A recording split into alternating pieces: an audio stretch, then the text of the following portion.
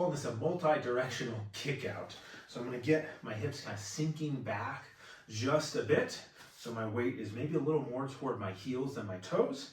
I'm going to make sure my knees are not dropping inward, and I can feel the ball of my foot and big toe in my shoe gently pressing down so I'm not wiggling through the foot.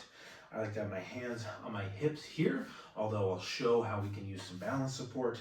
And I'm going to send one leg in a couple directions. So one's going to be back at about a 45-degree angle, straight to the side, and then in the front, just a little bit in front.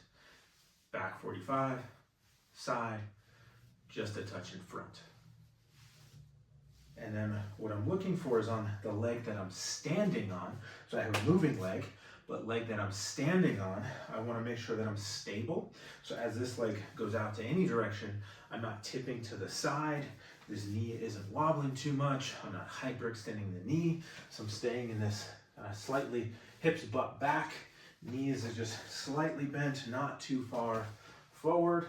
So I'm here, weights maybe slightly to my heels, but I still feel the inside of my foot on the ground.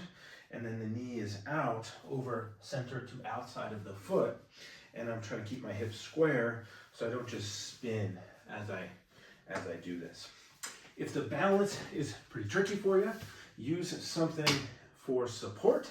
Could be a PVC, could be a countertop in front of you, a bar in front of you, whatever you have. Could be a hand on a wall.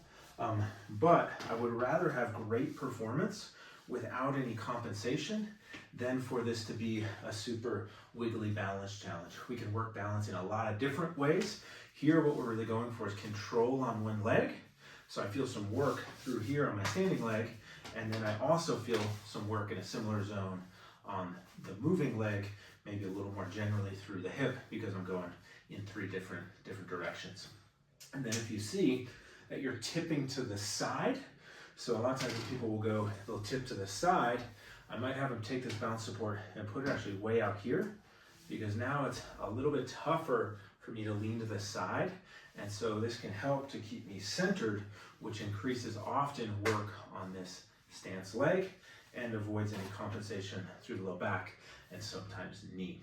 So I usually like to do this for time rather than reps, because really we're trying to get control and endurance. So we might go 30 to 45 seconds, however many times you can go at a nice controlled pace, not super fast, but we don't need to go in slow motion either.